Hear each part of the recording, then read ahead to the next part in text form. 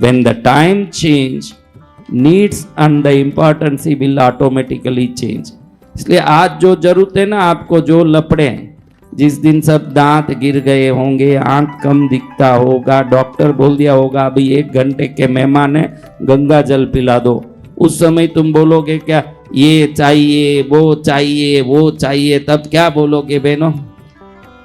तब अभी डॉक्टर ने बोल दिया कि घंटे भर के मेहमान हैं ये सब, 1 घंटे में जो जो गंगा जल पिलाना, राम नाम सुनाना सुना दो, तब तुम गुरुदेव को बोलू बेटी की शादी नहीं हो रही है, बेटे का धंधा नहीं चल रहा है, उसका काम नहीं हो रहा है, इसका नहीं हो रहा है, तब ये सब याद आएगा क्या?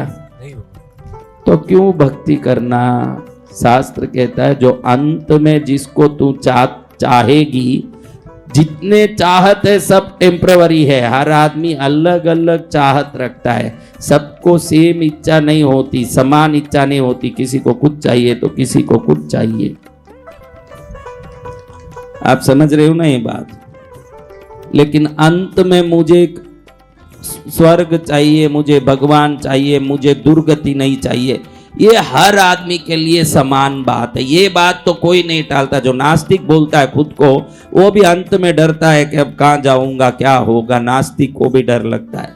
तो सबको अगर इच्छा है तो वो इच्छा है परमात्मा का चरण प्राप्त करना।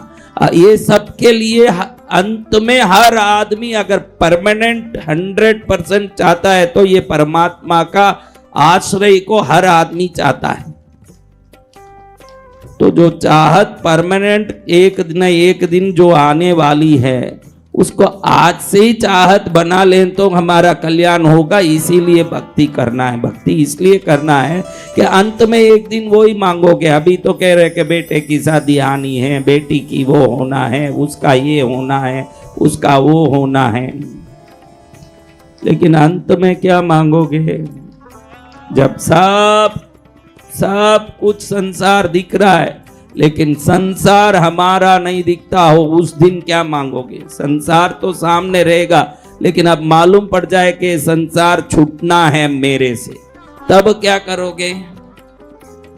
अब ताली नहीं बजाना, कान खोलना। अभी ताली बजाओ, जब काम नहीं था तब ताली का काम दिया। अभी काम है कान को खुला रखना। किसको? कान को। हाँ, वो छोड़ के अभी ताली बजाओगे, ताली का काम हो गया पूरा। अभी मैं ये बात कह रहा हूं मेरे बच्चों के, अंत में परमात्मा का चरण ही प्राप्त करना है तो उसको आज से ही प्राप्त करने की कोशिश क्यों न करें? आज से ही शुरू करेंगे तो अंत में कम से कम मिलेगा। अचानक जाके किसी दुकान में खड़े हो जाओगे कि दुकान मुझे दे दो, तो कौन देगा आपको दुकान? और अभी से परिचय बनाओगे, दोस्त बनाओगे, पार्टनर बनाओगे, धीरे धीरे उसको लगे कि ईमानदार है और एक परिचय हो गया, शायद दुकान मिलने के चांसेस बढ़ जाते हैं कि नहीं। मोक्ष मिलने के चांस भी उसी के होंगे जो परमात्मा से पहले से परिचय प्राप्त करके बैठता है। जय गुरुदेव। और हम लोग रोज शुरू कर रहे हैं ओमकार बिंदु संयुक्तम नित्यम ध्यायन्ति योगिनम कामदम मोक्षदम चैवम ओमकाराय नमो नमः। ऐसे रोज बोलते हैं। ये क्यों बोलना? पूरे नासा के साइंटिस्टों ने रिसर्च किया और रिसर्च करके बताया कि पूरे अंतरिक्ष में एक नाद गूंज रही है। क्या गूंज रही है? नाद। रॉकेट गया चंद्रमा में, मंगल में, जहां भी रॉकेट उतर रहा है, अंतरिक्ष में जा रहा है, बाहर के आवाज को अगर वो स्कैन करते हैं तो उधर बैठ जा बेटा, आज तेरा स्थान उधर है, ईशान कोण में बैठ। हाँ, सामने बैठो तब गा पाओगे। भिक्षा लेनी हो उस दिन पास में बैठो। अब मैं ये कह रहा हूं कि जो अंतरिक्ष में नाद गूंजती है ना, वो है ओम। क्या है? ओम का नाद गूंज रहा है। अब नाद 4 प्रकार के होते हैं। कैसे होते हैं? 4 प्रकार के। भगवती को पराशक्ति बोलते हो ना, माता जी को क्या बोलते हो? पराशक्ति। तो नाद में पहला नाद है वैखरी। क्या नाद है? वैखरी नाद। जो मैं बोल रहा हूं आवाज और आप सुन रहे हो, ये वैखरी है। क्या है? हाँ, दूसरा नाद है मध्यमा। क्या नाद है? मध्यमा। चार प्रकार के आवाज हैं, एक वैखरी, एक मध्यमा, एक पश्यंती, एक परा।